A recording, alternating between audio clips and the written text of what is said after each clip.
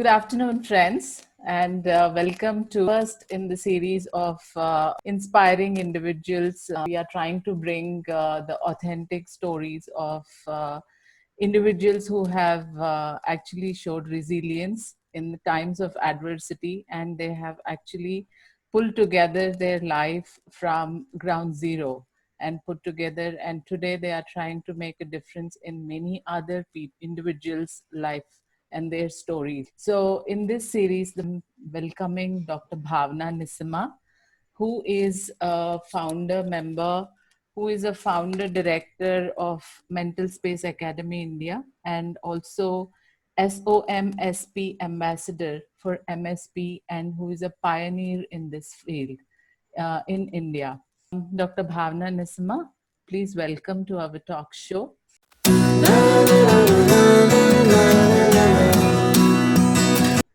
Okay, thank you. First and foremost, thank you, Lakshmi, for this series, Inspiring Individual series, and thank you for inviting me to your show. I'm very eager about the other people that you will be interviewing, and I get to watch them. And hello to all the viewers. Thank you for taking time to hear both of us talk. I don't consider my journey to be so special than many of you viewers. Each of us have our unique journey, and I have mine. So I'm only sharing my perspective and my wins in the process. At the same time, please know that even though I don't know you who is looking at this, who's watching this video, I believe you have had your struggles too, and I believe that you have also had your wins, and this may be a good time for you to just connect back to your wins as you also listen and watch me share mine. So from that process, and that's true for Lakshmi too, although she is interviewing me, she herself is also an inspiring individual in her own right, going through her journey in her own space. So thank you, Lakshmi. You're a gold medalist in communications, and also you have done your PhD in communications. So with such laurels in your kitty, how did you choose NLP, and what is the reason you are taking the journey? What is the reason you are extensively working in the field of NLP? So here is the thing. So when I didn't get to communication just like that. I mean, the field of communication itself was um, was like bounce back kind of a stuff. Right? I was meant to be a doctor like many Indians, and I wrote many medical entrance exams, and I failed in each one of it. I wanted to go into journalism. My dad was afraid, so we didn't go there. And it took me a marriage to actually, and a child to actually get back to the university to study again. So that itself was a huge journey. And before I did communication, so my first degree is in bachelor's in zoology, and my second university degree is in communication and journalism. And in between, I also was a software engineer, an associate software engineer. So I've done multiple things to keep experimenting how to go bounce back. And when I got into communication field, my plan was very different. I was going to take over a company. So I had this youthful energy, and I had read about takeover cases, and I was planning to take over. But then there was also the period of when my marriage went through a rough patch, and I went and I just turned it around. Like I was wondering what to do at that point, and I was like, okay, so I will just not take this as a step back and instead leap forward. And I was so sure of that kind of an approach that I studied and I did a lot of work as a single mother to get myself admitted for a PhD program in US. So what I'm saying is my going into NLP field is actually a process that's been going in small loops much before. and also NLP field, I am vibrantly and actively in it right now. But I was introduced to NLP back in 2001. And I did my NLP practitioner back in 2001 because I had a huge breakthrough. I mean, the half of the reason why I got to go back to the university and study communication was because of NLP. I had a huge breakthrough moment when I realized, why can't I do it? I'm just helping all others write exams and do stuff. Why can't I go and study what I want? So it's a huge piece for me. So NLP had already played a role, but not as profoundly as it is now. But it was right there. It was right there in my university practice in United States when I was teaching. The rapport building was like crucial. That was just part of the ways I was making friends with people.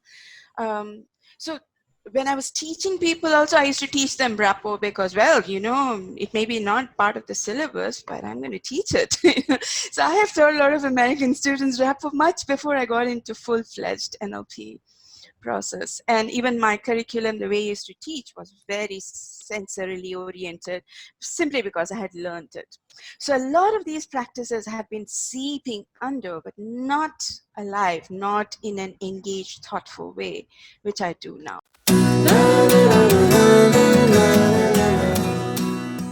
From your story, there are two things that interest me. One is you have gone back to the university as a single mother, and that needs real courage. And the second part, which interests or which would help all of us, or at least me, would be the rapport building part.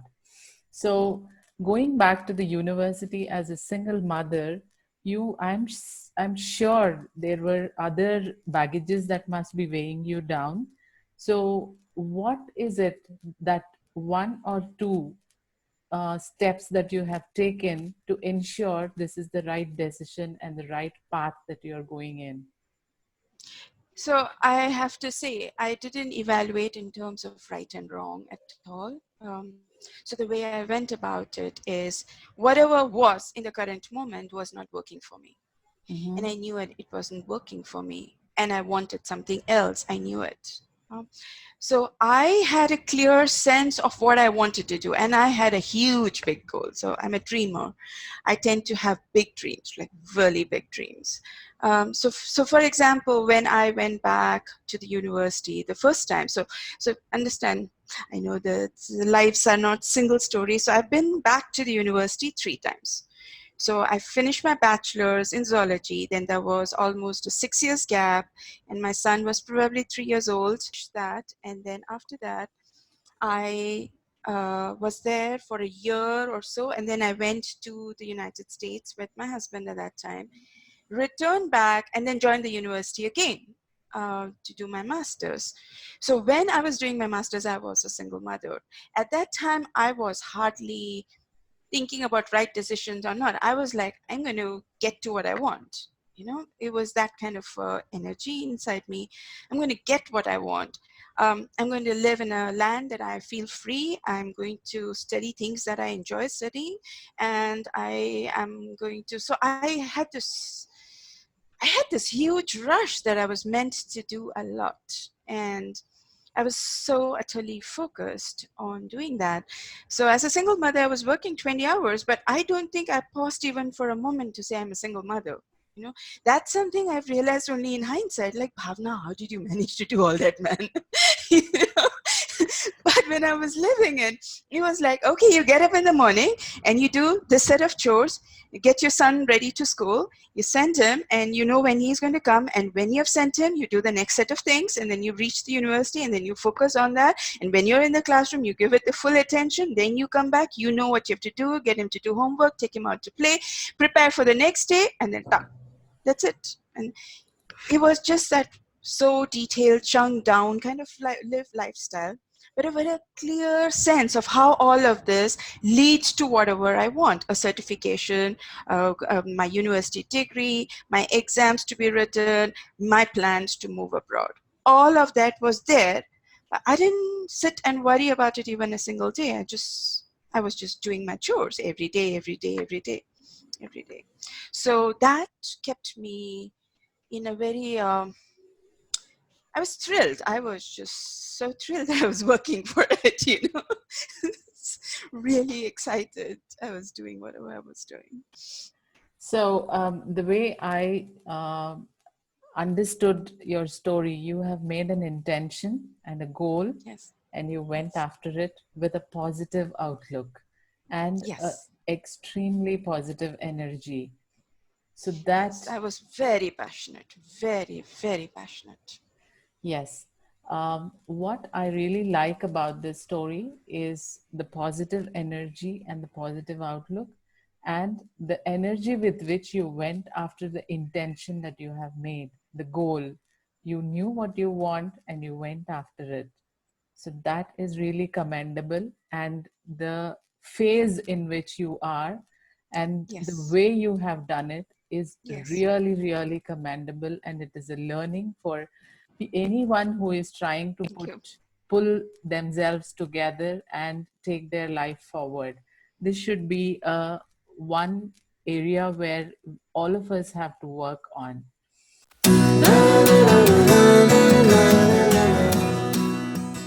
So, having said that, in your while you were working towards your degree and as a single mother, when you went back to the university, you also would have had your um, struggles with rapport building. So, how did you work on that? So rapport building was not a very not an area of struggle for me because I've been interested in other people for a very long time. Anything away from my family is like great, So I've spent a lifetime staring at people and being interested in them. Um, so connecting with new people was not an issue.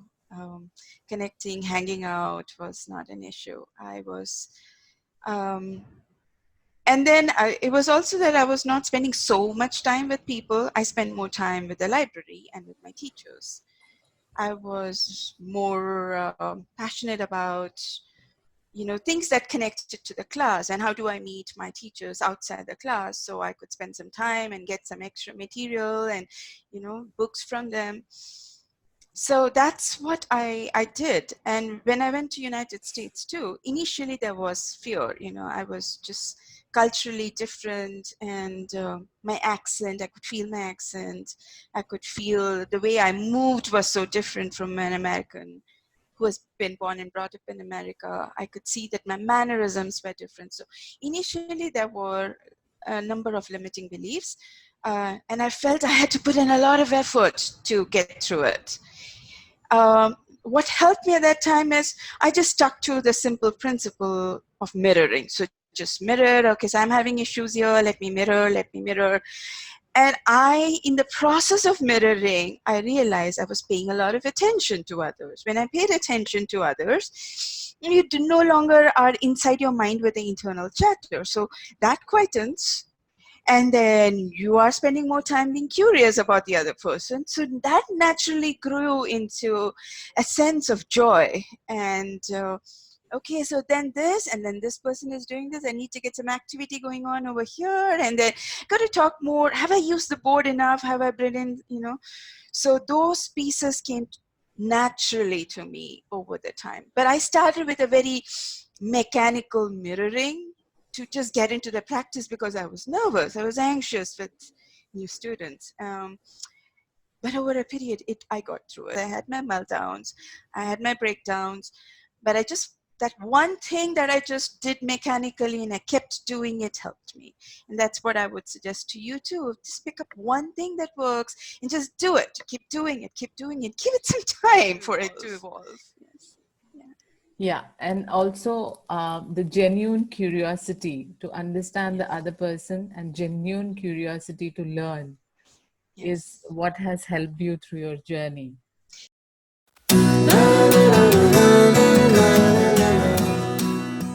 You have completed PhD.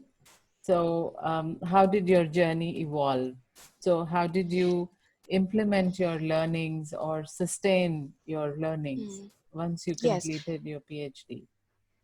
So let me kind of roll back a little bit, Lakshmi, because I think that context may be important. So it was, I had a divorce. So I actually walked away from an abusive marriage, and then I had a divorce some years later. So I went through this entire personal turmoil of losing my family networks and losing my existing friends. And because of the beliefs I had in my mind that if I am divorced, if I walk away from my husband, then there are repercussions from the larger society. Um, I was also scared of a lot of people. So I had a lot of fear. And one of the things that happened as a result was I had what you could say, quote unquote, nervous breakdown. It was a very rough time in a foreign country. To have a breakdown is really rough. And I was put in a psychiatric ward for a couple of months, and then 3 rounds, I think 3 rounds of the ward confinement, because they couldn't understand. I would be really out and lost and in a terrible place when they would put me in, and then after 2-3 days I would make friends with the inmates, and I would be friends with those who had been diagnosed as paranoid, chronic paranoia, and then there are those who have been diagnosed with various kinds of disorders.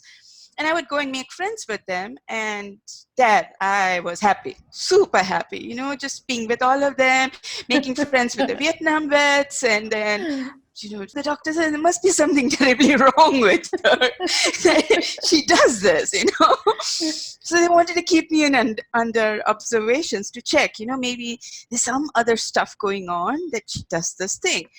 So they diagnosed me if they gave me their own new diagnosis, put me under severe medication, and those medications impacted me because they would suppress my energy. I had massive energy, so they would suppress it, and so I would walk like a zombie for days.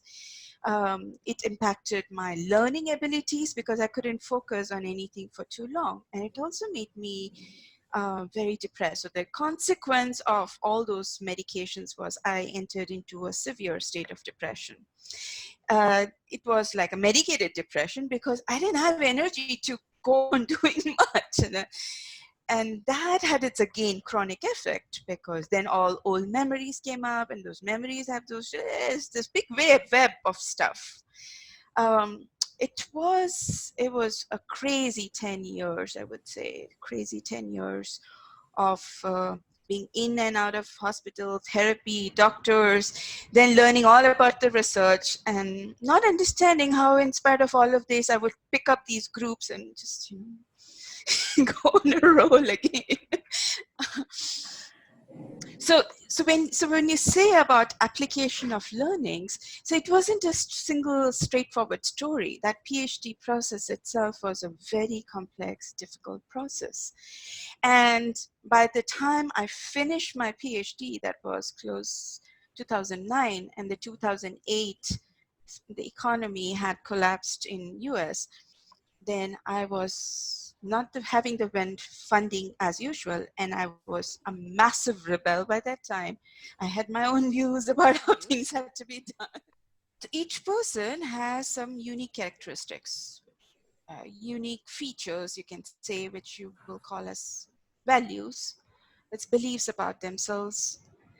And of that, the values of freedom, learning, and sharing are very high for me, and it stayed high for a long period of time. So if you ask me, how did I go through a pretty intense journey in my life, through losing family, through losing very close loved ones, through losing my mind, through losing money and opportunities, job, being homeless for a period of time, then it's just simple. I kept manifesting my values. So that was a piece that I kept coming back to. I never discounted it. I stayed true to it. I did actions in the world that was aligned to that. So because of which I searched for other opportunities.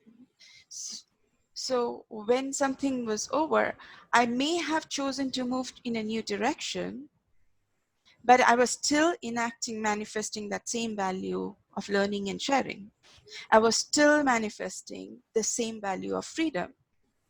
So I was moving in new chunks. So if you had told me how to do the story of my life some years back, I would have probably told you a very fragmented story of a lot of loss and failures. I don't do that anymore because I realized the reason I got back to doing whatever I did, I kept finding new opportunities. I was manifesting my values all the way through. And that's what has kept me very grounded. It's kept me very grounded. And this belief in myself. I have a very, very strong belief no matter what, I can take care of myself. So even when I had supposedly lost my mind and I was put in the psychiatric ward, I was totally having fun. I was making friends. I made friends with a nurse. When I left United States, that nurse was one of the final people who came to my home, and she gave me her great grandparents, her great grandmother's earring as an energy for me to carry through to a new country. I made friends with her, right, lying on the bed and having my blood pressure taken.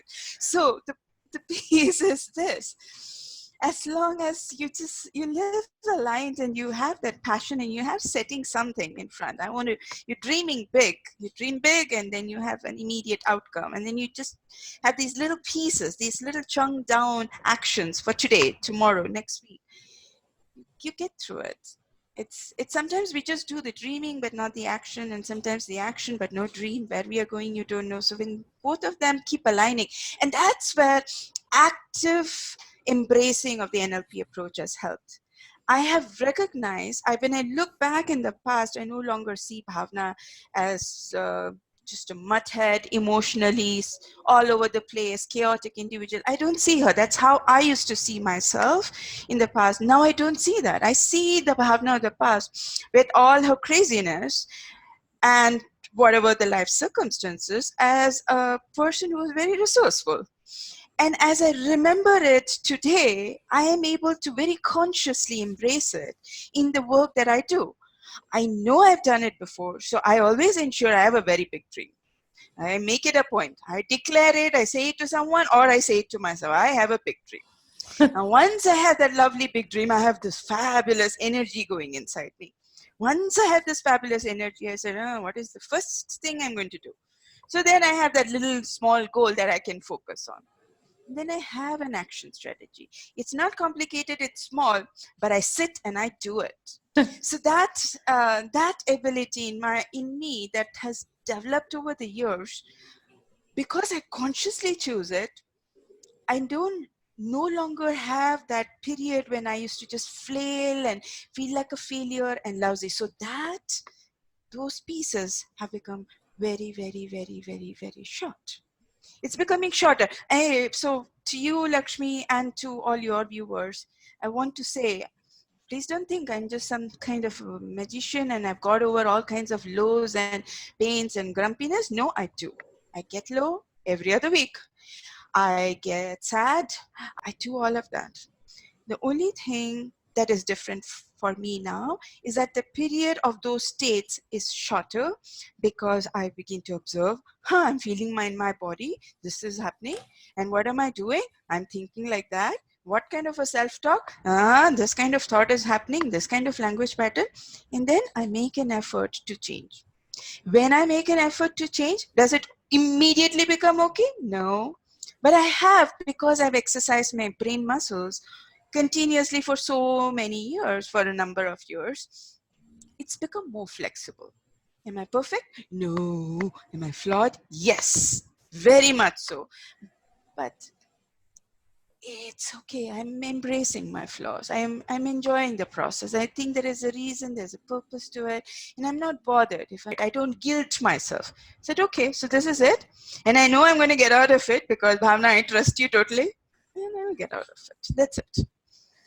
The way I can sum up and the way I am looking at it is you always make an intention and then you follow through with grit. I do. I do. and I do. I am unable to say this without some presuppositions and assumptions. Any other individual in your place would have collapsed. I am, it's not fair on my part to assume and presuppose about others. But even if I were in your place, probably I would have crumbled, because with incident that has happened over the past few months, which is what brought me to NLP, and which is why I am making a serious intention to, one, become self aware, and then make an intention to what I want and go after it with grit. You will be my model in resilience.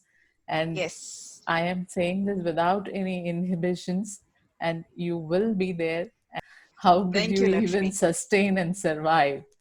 So Yes, Lakshmi. that would be my learning from you. Yes, yes. So, I am very fortunate. I have to let you know, Lakshmi, I'm very fortunate that from a very young age, I had enough of those uncertain moments that trained me. You know, we sometimes look at them as lows, but I consider them now as gifts of the universe, which trained me neurologically so well to have to be resourceful in multiple other ways. So, in some sense, if I were to hold on to social definitions, it hurt. But in other ways, it's made me so adaptive and resourceful. And I'm very grateful for those moments. and And as you will be. Yes. I am grateful as well that you had those moments and you are where you are now.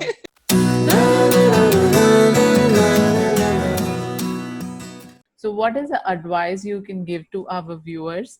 One, in adapting that psychological resilience to deal with adversity and come out with flying colors. In these Yes. unprecedented times, what would be your advice? Okay. So the first thing is sometimes we consider adversity to be a one-time phenomenon, Mhm. and that we would, after the adversity is gone over, we will return to those usual certain ways, right? So something that I've learned in life, and I think is more applicable now than ever, is this: that instead of considering adversity, just drop the word, just embrace uncertainty. The trouble of why we need resilience is because those certainty, we become very attached to it, and then we want to control it. We are attached, we have tremendous emotional connections to it, we want to control it, we have defined our entire future based on it, we have defined our beliefs and our, all our actions based on that certainty. Yes, so to accept it, most importantly, to accept it, and then be willing, choose to have to to be more flexible, which is to ask, what is it that is topmost, what is most important for me, and decide what are the couple of things, top 2 3 things that's important, so that you make a conscious choice of where you're going to put in the energy to do what. And the third piece that has really helped me is, and I want to be very conscious when I say this, because here is the thing: for some people who may be watching this show of yours are going through a really rough time, and for them survival is the main thing. I want to feel okay enough to get through this week. That may be the thing. For all those people, all those viewers, you have my respect and honor for your struggles. Please just prioritize, just decide what you're going to pay attention to, and then instead of having huge big goals, just make very small little itty bitty things that you want to do, very itty bitty things that will help you, because you'll feel, yeah man, I did it. You want to learn the art of being a cheerleader for yourself, so those itty bitty goals. Now for those of you whose survival is not at stake, you can get through this, navigate this period safely enough, and your connections are somewhat solid enough, you feel that level of safety, I would suggest think of this period as a period of possibilities. As what is the upside of this period? What have you managed to access? How can you think about this phase differently as a launch pad for something. So for example, and I will say this because when I was planning to leave my husband, I was in that intermittent phase when I had stepped away from his home, but others did not know. So I was just in that temporary space when I was studying and preparing, making preparations for the last move, and no one knew of it. I did not look at it, and people were like, "Bhavna, you're alone, and you just got to be afraid." And I knew what was the situation. I told myself, I won't let this be a setback.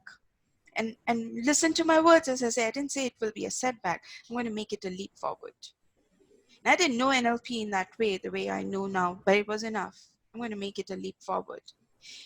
And instead of thinking of all the lousy things that could happen to me, I thought of a fabulous university where I was studying, becoming a huge leader in some field that I was interested in, and becoming a researcher and very famous and known for that, and living a life that I wanted and a lovely house. I had huge, big dreams, huge, big dreams.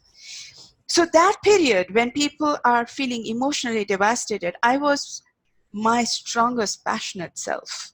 See, and that's something I'm very proud of. And I know I have lessons. And that if there is one lessons, then this is it. It is what you want to frame this period. You can frame this period as a terrible setback in your life where everything fell apart, or you can decide, I'm going to change it into something else. And what is the wildest, craziest thing I can think of? And then once I've thought of it, okay, so what is the one little thing I have to do to get there? Just that much will help tremendously. And the fourth piece is this. Just because you're feeling lousy or low doesn't mean you're stupid and you don't have resources. You may feel low and you may feel sad. You may feel, I don't have the skills, you may feel all of that, but you still have resources. If you have lived to whatever point in your life, you have lived because you had certain resources, you had certain abilities, you have certain skills. I strongly advocate you sit down with a journal and then write appreciation letters to yourself. What are you good with? How are you good with it? Because each of you do. No matter who is listening to your show right now, Lakshmi, I strongly believe each of them has resources, has the abilities, certain set of abilities. Now, based on that, you can learn other abilities, and that's okay. But first, appreciate you, appreciate who you are. For example, Lakshmi, you too. You've been through your stuff too. I didn't see you fall apart. You took some actions. You did something about it. And you're right here interviewing me. Those are action pieces. And I think that's fabulous. At some level, you're not going to sit with it. You're going to search, explore, and do something. That's it. That's it. You already showcased it. Right? And I don't think this is of your world either. You decided, I'm going to step into it and explore that level of openness because you kept building up. And your viewers too, I strongly believe in you. I believe you can. I believe you have the resources. I believe you have the abilities. Make a list of it, of all the things you want to make a list of, not the failures, not the bad people and the bad conversations and the bad engagements. What you are good at, appreciate you. Can work from that to doing a lot of other things. And NLP, of course, has many lovely tools in accessing resources from the past. And the more I use it, the more I use those tools, I'm like, oh, I didn't know I could do that. Man, I can do that too, huh? It's great. Listening to what you said, it brings me to from in the NLP term to it shows me a path to two beliefs. One is to the beliefs of excellence, which is there is no failure, only feedback, and Yes. you have all the resources with you, and you only Yes. have to tap in and explore, become self-aware, Yes. and Yes. Yes. explore and run with the resources that you have Oh, back. full And 100% agreement to that. Yes. I do agree while I am going through this journey myself. And I Yes. do understand what a difference each one is making when I'm trying to explore and unearth within me. So, Yes. with Yes. this, I would like to thank you for your time that you have given and for this opportunity. And also, with due respect and giving us a peek into your intention, grit, and the goal that you have worked with. Thank you very much, Bhavna. Thank you so much. All the And very thank you, best to you. Lakshmi.